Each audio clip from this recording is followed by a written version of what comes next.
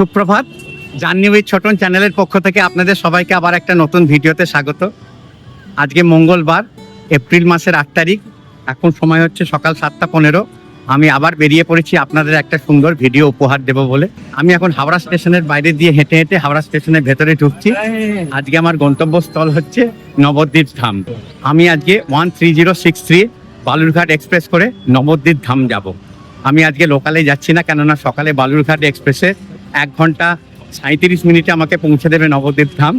আর ওখানে গিয়ে আমি আপনাদের দর্শন করবো আজকে সুন্দর একটি মঠ, যার নাম হচ্ছে শ্রী চৈতন্য ধাম ওঙ্কারনাথ মঠ। আমি এই মঠের এক ভক্তের মাধ্যমে জানতে পেরেছিলাম এই মঠের কথা। হাওড়া থেকে নবদ্বীপ ধামের দূরত্ব হচ্ছে 103 কিলোমিটার। মাঝখানে একটা স্টেশন মাত্র ব্যান্ডেলে থামবে। আপনারা এই নবদ্বীপ ধাম লোকালেও যেতে পারেন, হাওড়া কাটোয়া লোকাল করে। এই হাওড়া কাটোয়া লোকাল করে আপনাদের সময় নেবে 2 ঘন্টা 9 মিনিট, আর মাঝখানে 31টা স্টেশন থামবে। 7:25 বেজে গেছে। এবার আমি হাওড়া স্টেশনের ভেতরে ঢুকে বালুরঘাট এক্সপ্রেস ধরি, নয়তো আমার ট্রেন কিন্তু মিস হয়ে যাবে। হাওড়া বালুরঘাট এক্সপ্রেস 10 নম্বর প্ল্যাটফর্মে অ্যানাউন্স করে দিয়েছে 7:50-এ ছাড়বে। এই দেখুন বোর্ড, বালুরঘাট এক্সপ্রেস 13060 10 নম্বর প্ল্যাটফর্মে। আমার কোচ নাম্বার হচ্ছে S8 আর সিট নাম্বার হচ্ছে 2। তার মানে একদম দরজার সামনে হবে। এই S8 এসে গেছে। আমি সবসময় চেষ্টা করব যদি নবদ্বীপ ধামে আমি ভিডিও করতে যাই তাহলে এই বালুরঘাট এক্সপ্রেস করে যাওয়ার, কেননা সকালে 7:50-এ ছাড়ে। 1 ঘন্টা 37 মিনিট মানে 9:27-এ আমি নবদ্বীপ ধামে ঢুকে যাব। তাহলে সারাদিন ভিডিও করে আমি আবার বিকেলের লোকালে আবার বাড়ি ফিরে আসতে পারবো। একটা বিসলারি জলের বোতল নিয়ে নিলাম, এখন গরম পড়ে গেছে তো জলটা কিন্তু এসেন্সিয়াল। এর সঙ্গে যদি একটু ORS মিশিয়ে দুপুরবেলা সারা দুপুর ধরে খাওয়া যায় তাহলে কিন্তু আপনার যে ঘাম বেরোবে সেইটা কিন্তু কম্পেনসেট করে দেবে। ঠিক 7:52-তে আমাদের ট্রেন ছেড়ে দিল 10 নম্বর প্ল্যাটফর্ম থেকে।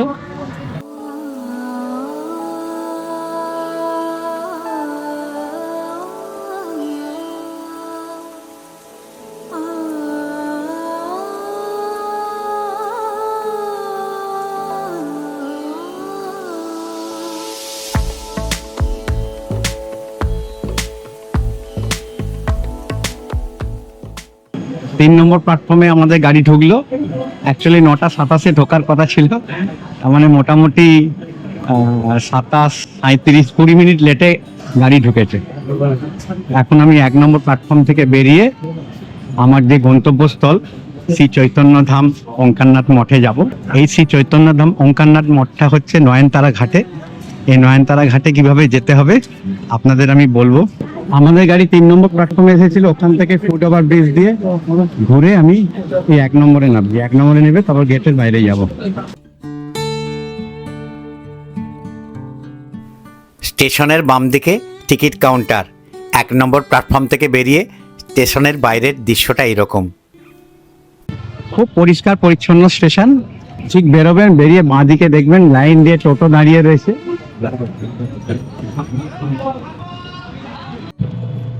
আমি স্টেশন থেকে বাইরে একটু ওয়েট করছিলাম, একটা রানিং অটো পেয়ে গেলাম।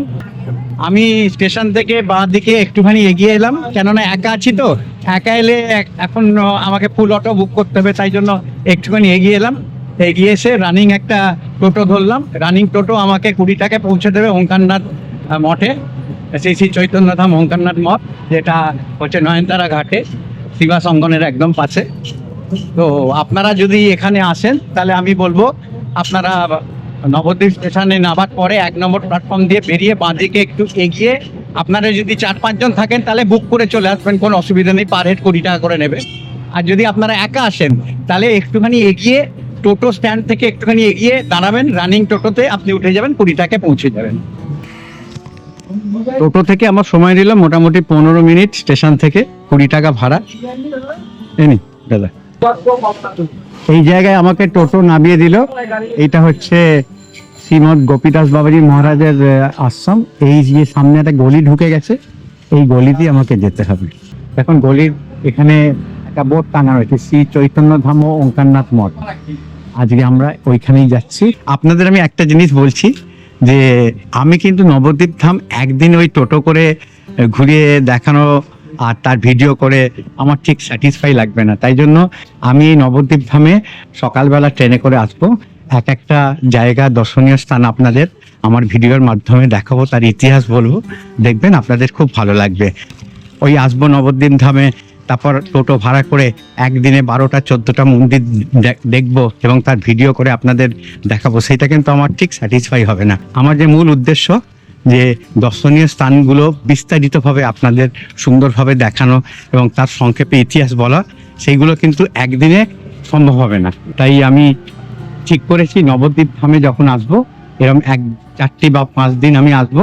এই 5 দিনে আমি মোটামুটি আপনাদের পুরো কভার করব। আজকে প্রথম দিন, তাই শ্রী চৈতন্যধাম ওঙ্কারনাথ মঠটা আপনাদের দর্শন করাই, দেখবেন খুব ভালো লাগবে। চলে এসেছি। টোটো থেকে নেবে মাত্র 1 মিনিট হেঁটে চলে এলাম শ্রী চৈতন্যধাম ওঙ্কারনাথ মঠের মূল প্রবেশদ্বারের সামনে। ডান দিকে সোজা মঠের গঙ্গার ঘাট, বাম দিকে মঠের মূল প্রবেশদ্বার, যা এখন বন্ধ আছে। ডান দিকের গলি দিয়ে সোজা গেলে বাম দিকে পড়বে মূল মঠের মন্দির, সোজা গঙ্গার ঘাট, আর ডান দিকে মঠের অতিথিশালা। প্রথমে মঠের মূল মন্দির প্রাঙ্গণে প্রবেশ করলাম। মূল মন্দিরের বাইরের দেওয়ালের নিচে ঝাড়িখণ্ডে বিশ্রামরত শ্রী মহাপ্রভুর রাধাকৃষ্ণের ভবলীলা দর্শনের অসাধারণ চিত্র অঙ্কন করা আছে। অপূর্ব এই চিত্রের ওপরে শঙ্খ চক্র গদা পদ্মের চিত্র খোদাই করা আছে, যার মধ্যিখানে ঠাকুর সীতারাম দাস ওঙ্কারনাথ দেবের হাস্যরত মূর্তি বসানো আছে একদম উপরে মন্দিরের চূড়া। মঠের মধ্যে এখনও নির্মাণের কাজ চলছে। মন্দির প্রাঙ্গণ নানান সবুজে ভরা গাছ ও মাঝে দর্শনার্থীদের চলার পথ সিমেন্টের টাইলস দিয়ে মোড়া। মন্দির প্রাঙ্গণ থেকে মূল মন্দিরের দিকে তাকালে চোখে পড়বে অপূর্ব মন্দিরের গর্ভগৃহের চূড়া, সামনে রেলিং দিয়ে ঘেরা মন্দিরের ছাদ, একপাশে নিতাই গৌড়ের নিত্যলীলার দৃশ্য। মন্দিরে যাওয়ার পথে সুন্দর বাঁধানো তুলসী মঞ্চ।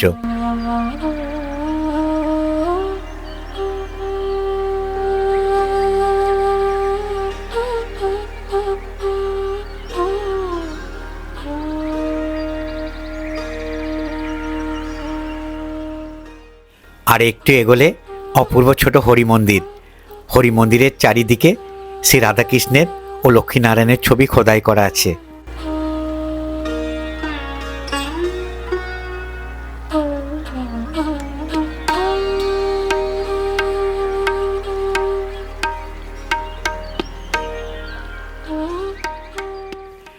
গর্ভগৃহে প্রবেশের ডান দিকে মন্দিরের ভোগঘর, যেখানে ব্রাহ্মণ পুরোহিত ছাড়া কারুর প্রবেশের অনুমতি নেই। আমি দরজার সামনে থেকে আপনাদের এক ঝলক ভোগঘরটা দেখিয়ে দিই।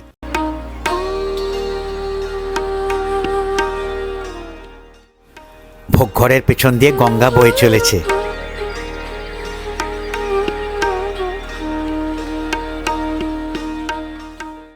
এবার আমরা মঠের মন্দিরে প্রবেশ করব।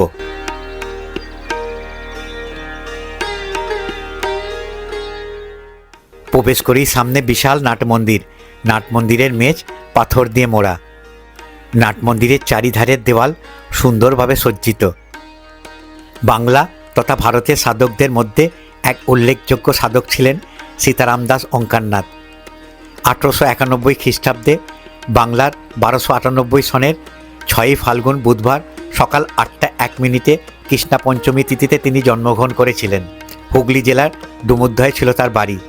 বাবার নাম প্রাণহরি চট্টোপাধ্যায়, মায়ের নাম মাল্যবতী দেবী। বাবা ছেলের নাম রেখেছিলেন প্রবোধচন্দ্র। ছোটবেলা থেকেই প্রবোধচন্দ্রের লেখাপড়ায় বিশেষ আগ্রহ ছিল।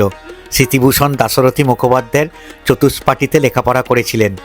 সেই সময় তার বাবা মারা যান। এরপর তার যখন 21 বছর বয়স, সেই সময় 1912 খ্রিস্টাব্দে বাংলার 1319 সনের 29 পৌষ মকর সংক্রান্তির তিথিতে গঙ্গা যমুনা ও সরস্বতীর নদীর সঙ্গমস্থলে ত্রিবেণীতে গুরু দাশরথী মুখোপাধ্যায়ের রামনাম মন্ত্রে প্রবোধচন্দ্রকে দীক্ষাদান করেছিলেন। তারপরেই প্রবোধচন্দ্রের নতুন নাম হয়েছিল সীতারাম। এই সময় নামের সাধনায় মগ্ন হন সীতারাম। আত্মীয়রা তাকে সংসারে বেঁধে রাখতে দিকসুই গ্রামের ঠাকুরচরণ ভট্টাচার্যের মেয়ে সিদ্ধেশ্বরী দেবীর সঙ্গে বিয়ে দিয়েছিলেন। তাদের 2 ছেলে হয়, রঘুনাথ ও রাধানাথ। জানকী নামে এক কন্যা সন্তানও জন্মায়। এরপরই সংসার ছেড়ে ভারত পরিক্রমায় বেরিয়ে পড়েন সীতারাম। 1936 সালের পৌষ মাসে ফিরে আসেন ত্রিবেণীতে, সেখানে একটি মঙ্গল ঘট স্থাপন করেন। এরপর বহির্ভাস ত্যাগ করে কৌপিন ধারণ করে ফিরে আসেন ডুমুরদয়ের জন্মভিটেতে। পরিচিত হন শ্রী শ্রী ঠাকুর সীতারাম দাস ওঙ্কারনাথ নামে। তার অলৌকিক শক্তির কথা শুনে ডুমুরদয়ে শুরু হয় ভক্তদের আনাগোনা। তিনি দীক্ষা দেওয়া শুরু করেন। ধর্মের বাণী প্রচারের পাশাপাশি 150টি বই লিখেছিলেন। নানা ভাষায় 13টি পত্রপত্রিকা প্রকাশ করেছেন। 1982 সালের 5ই ডিসেম্বর রবিবার গভীর রাত্রে 91 বছর বয়সে সীতারাম দাস ওঙ্কারনাথ চলে গেলেন আনন্দধামে। কিন্তু রয়ে গেল তার অমর্ত্য আত্মা, তার নাম গান, তার আধ্যাত্মিক উদযাপন। আপনাদের আমি মূল মন্দিরটা দর্শন করালাম। এবার চলুন, আপনারা যখন দূর দূরান্ত থেকে আসবেন তখন এখানে এসে কোথায় থাকবেন সেটা আমি আপনাদের ডিটেলসে দেখিয়ে দিচ্ছি। মঠের উল্টো দিকে ওঙ্কারনাথ মঠের অতিথি নিবাস।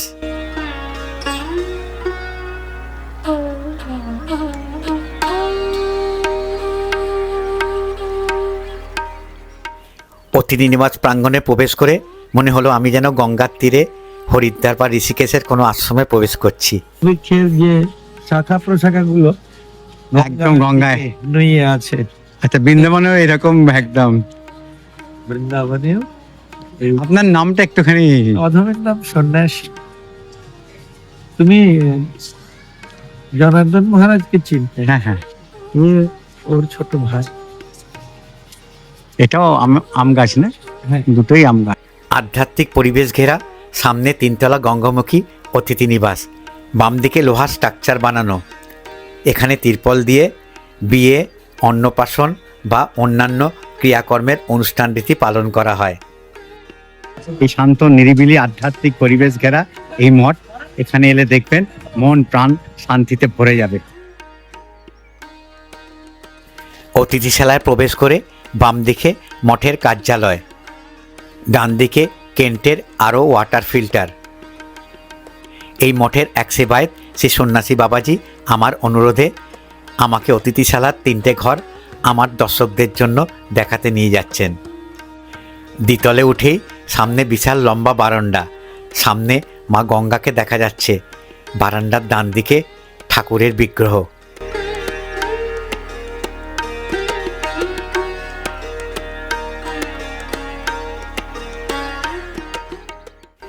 তিনতলার বাম দিকে একটি এসি ডিলাক্স রুম আর তার পাশে নন এসি ডিলাক্স রুম। ঘরের ব্যালকনি থেকে মায়াপুর ইস্কন নতুন মন্দিরের চূড়া দেখা যাচ্ছে। নবদ্বীপ ঘাট থেকে নৌকা করে মানুষরা মায়াপুর যাচ্ছেন। সব আপনি ঘর ও ব্যালকনি থেকে দেখতে পাবেন।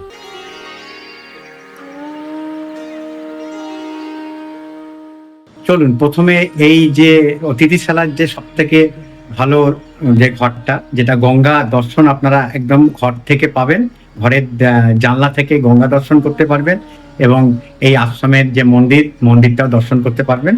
সেই ঘরটা আমি আগে দেখাবো আপনাদের। খুব সুন্দর ঘর। এসি ডিলাক্স রুম, 2টো ডবল বেড খাট, যেখানে 4 জন মানুষ থাকতে পারবেন।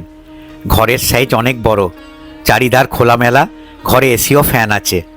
একটা টেবিল আছে, মিরর আছে, 2টো চেয়ার আছে, 2টো চেয়ার, আবার একটা কাঠের চেয়ার আছে।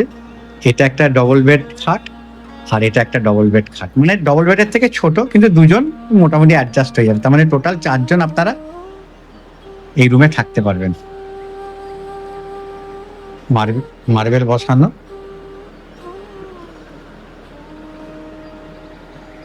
এসি আছে, ফ্যান আছে, আর জানলা আছে।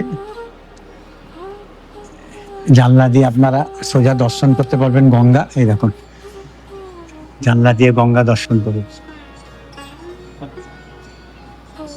অপরূপ দৃশ্য।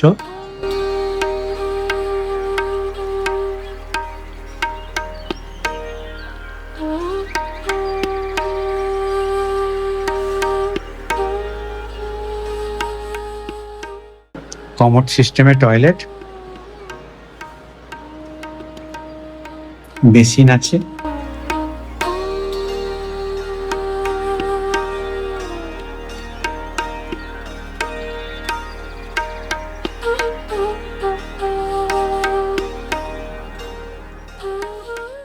আপনারা কাপড় জামা ছাড়ার রুম হিসেবে ব্যবহার করতে পারবেন, কেন এখানে খাবার দাবার বানানোর কোনো সিস্টেম নেই।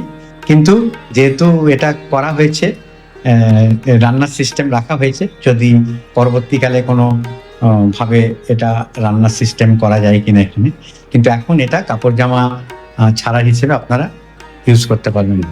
আর এই যে আলমারিটা, এই আলমারিটা কিন্তু ব্যবহারের জন্য নয়, এটা লক অ্যান্ড কি অবস্থায় রয়েছে।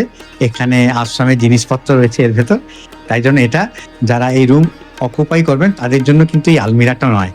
এর পাশেই একটা নন এসি রুম আছে, এই দেখো, এইটা হচ্ছে এসি রুম, আর এই সামনে হচ্ছে নন এসি রুম।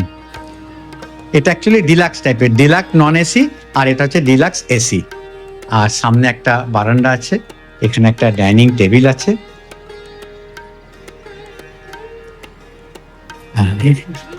এটাও হচ্ছে আপনারা দুটো বেড আছে, দুজন দুজন চারজন আরামে শুতে পারবেন।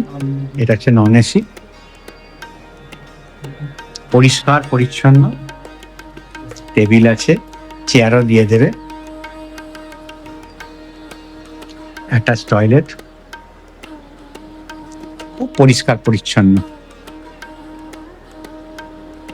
এটা হচ্ছে টয়লেট, কমন সিস্টেম, বয়স্ক মানুষরা এখানে কমোড ব্যবহার করতে পারবে।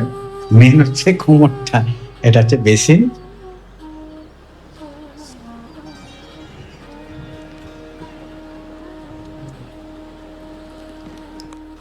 অনেকে মায়াপুরে আসেন আর মায়াপুরের সাথে নবদ্বীপ ধামও ভ্রমণ করেন। আর আপনারা এই যে ওঙ্কারনাথ ঠাকুরের যে মঠ আছে, অতি অবশ্যই এখানে আসবেন আশা করি আমার ভিডিও দেখার পর। আর যদি ইচ্ছে হয় এখানে কিন্তু একদিন রাত্রিবাস করবেন, দেখবেন খুব ভালো লাগবে। এই যে নন এসি রুম তিনটে রয়েছে, এই নন এসি রুমটা আমি আপনাদের দেখাচ্ছি একটা রুম। তার সামনে যে বড় বিরাট বারান্দাটা দেখছেন, ব্যালকনি পুরো ঢাকা, সেফটি। এখান থেকে সন্ধেবেলায় বসে গঙ্গার যে দৃশ্য, অপরূপ দৃশ্য, এবং গঙ্গার যে হাওয়া, সেই হাওয়াটা আপনারা মানে উপভোগ করতে পারবেন। এটাও সুন্দর থাকার জন্য, পরিষ্কার পরিচ্ছন্ন। মেন হচ্ছে প্রত্যেকটা রুমই হচ্ছে নিট অ্যান্ড ক্লিন, পরিষ্কার পরিচ্ছন্ন, পাখা আছে, সুন্দর খাট, এখানে তিনজন থাকতে পারবেন আরামে। আর দুখানা চেয়ার রয়েছে, হ্যাঁ চেয়ারটা কোনো অসুবিধা নেই, চাইলে কেননা চেয়ারের জন্য কোনো অসুবিধা নেই। আর এটা হচ্ছে মেন টয়লেট।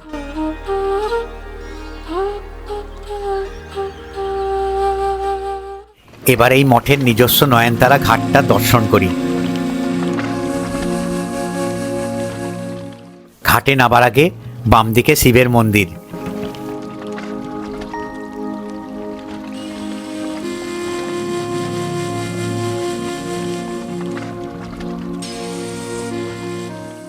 অপূর্ব বাঁধানো নয়নতারা ঘাট। এই পারে নবদ্বীপ ধাম আর ওই পারে মায়াপুর। আমার বাম দিকে দূরে দেখা যাচ্ছে মায়াপুর ইস্কন মন্দির। নয়নতারা ঘাটের ঠিক উল্টো দিকে স্বরূপগঞ্জ ঘাট, এখান দিয়ে কৃষ্ণনগর স্টেশন যাওয়া যাবে। আমি কৃষ্ণনগর স্টেশন থেকে লোকাল ট্রেন ধরে বিধাননগর যাব। যাওয়ার দৃশ্য এক ঝলক আপনাদের আমি দেখাবো। চলুন সর্বশেষে আমি আপনাদের এই মঠের সবথেকে অপূর্ব জায়গা দর্শন করিয়ে নিয়ে আসি।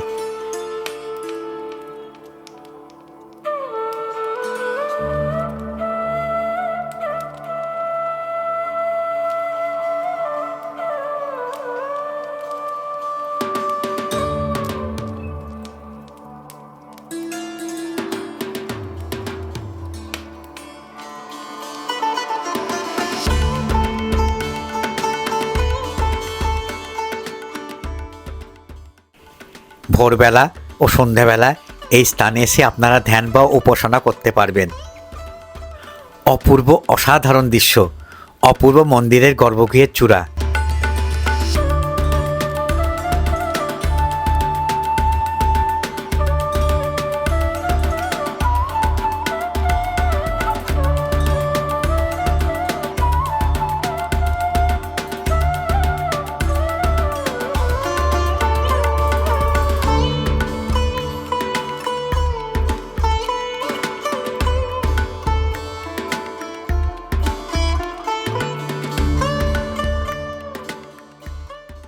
আচ্ছা সুবীর বাবু, আপনাকে যেটা জিজ্ঞেস করছি আমার মেন, যে এই আশ্রমটা কবে হয়েছে? আশ্রমটা ওইদিকে পোর্শনটা অনেকদিন আগে থেকেই হয়েছে। এটা প্রায় 80 সালের পর থেকে, আগে রানীচড়া ছিল, আচ্ছা আচ্ছা, সেটা পরে এইখানে হয়েছে। মানে মোটামুটি ধরুন ওই 40-45 বছর হয়ে গেল। হ্যাঁ, কিন্তু মন্দিরটা 2017 সালের পর থেকে কনস্ট্রাকশনের কাজ হয়েছে। অপূর্ব মন্দির। আচ্ছা, এবার যে আমি তিনখানা আমার এই ভিডিওতে ভক্তদের জন্য, দর্শকদের জন্য 3টে রুম দেখিয়েছি। হ্যাঁ, একটা হচ্ছে এসি ডিলাক্স, একটা হচ্ছে নন এসি 1200 টাকা, সেটা নেগোসিয়েবল আছে, কেউ মানে মোটামুটি 1200 টাকা। বা- আর নন এসি যে ডিলাক্সটা হ্যাঁ, ওই 900 হাজার, 900 হাজার। আচ্ছা আর তারপরে 600 700, আর একটা আছে ডরমেটরি, কেউ 100 টাকা দিলে পার হেড থাকতে পারে। আচ্ছা, মোটামুটি যে কেউ এসে যাতে ফেরত না যায়, যায় সেই মানে মানে ডরমেটরিতে 100 টাকা দিলেও থাকতে পারে। আচ্ছা, মোটামুটি তাহলে। আর আপনার ফোন নাম্বারটা আমি দিয়ে দেবো, হ্যাঁ। যারা আসতে চাইবে তারা আপনার সঙ্গে কথা বলে, খুবই সুন্দর আধ্যাত্মিক পরিবেশ, অনেকেই আসতে চাইবে আপনার সঙ্গে কথা বলে, আপনি যেরম হয় টাকার ব্যাপারটা আপনি কথা বলে নেবেন। হ্যাঁ। ওই ব্যাপারটা আমি খালি স্ক্রিনে আপনার ওই কেউ ফেরত যাবে না, 100 টাকা হলেও ডরমেটরিতে থাকে।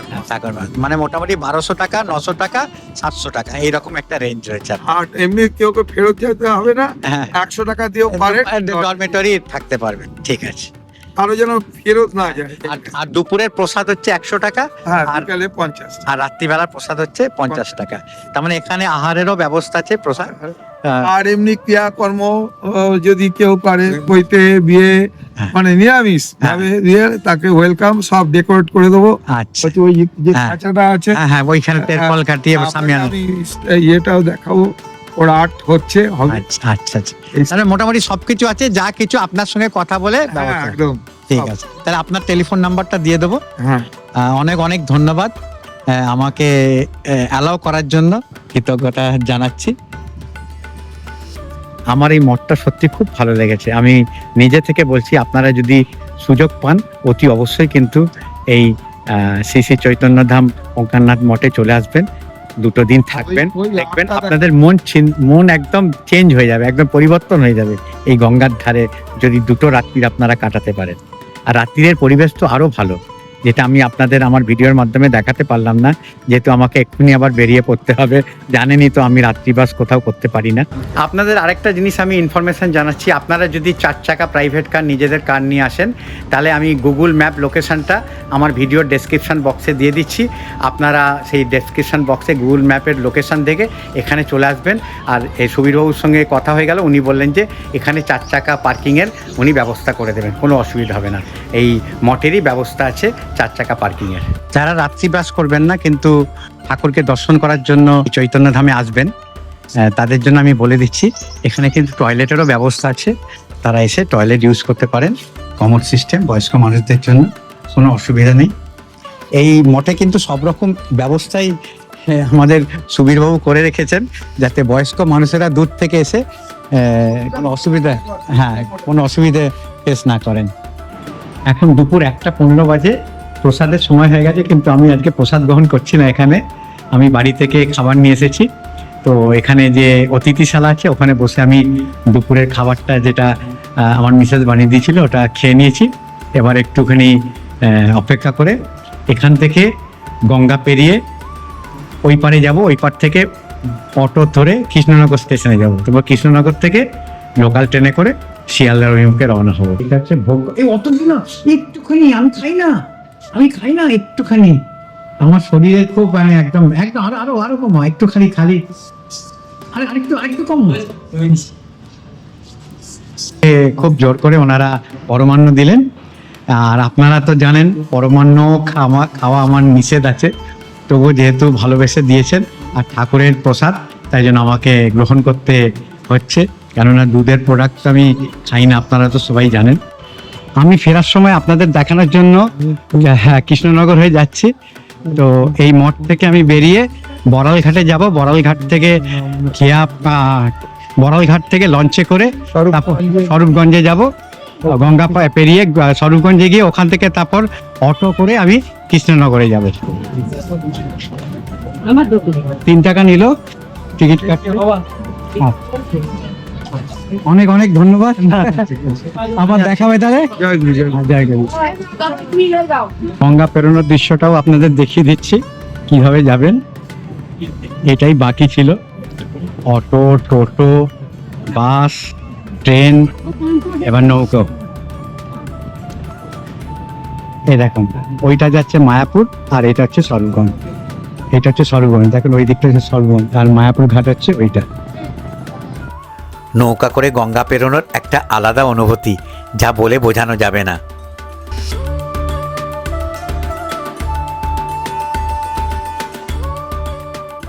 কত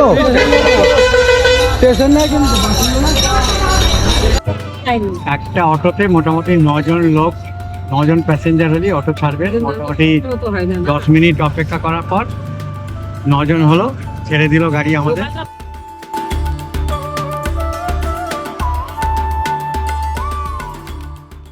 অবশেষে 25 টাকার টিকিট কেটে 3:20 লোকাল ধরে কৃষ্ণনগর থেকে শিয়ালদার উদ্দেশ্যে রওনা হয়ে গেলাম।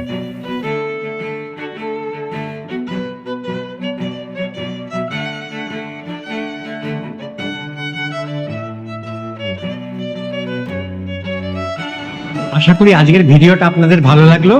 যদি আজকের ভিডিওটা ভালো লেগে থাকে তাহলে অতি অবশ্যই একটা লাইক দেবেন আর আমার ভিডিওটাকে ম্যাক্সিমাম শেয়ার করার চেষ্টা করবেন। আপনারা যত বেশি শেয়ার করবেন তত বেশি বয়স্ক মানুষেরা বাড়িতে বসে আমার ভিডিওর মাধ্যমে নানান দর্শনীয় স্থান, মঠ, আশ্রম, মন্দির দেখার সুযোগ পাবে। আপনারা যদি আমার চ্যানেলে নতুন দর্শক হয়ে থাকেন তাহলে আমার পরিচয়টা আমি বলে দিই। আমার নাম অলোক, ডাকনাম ছোটন। আমি নানান দর্শনীয় স্থান, মঠ, আশ্রম, মন্দির ঘুরে বেড়াই এবং তার ভিডিও তুলে আমার চ্যানেলের মাধ্যমে দেখাই।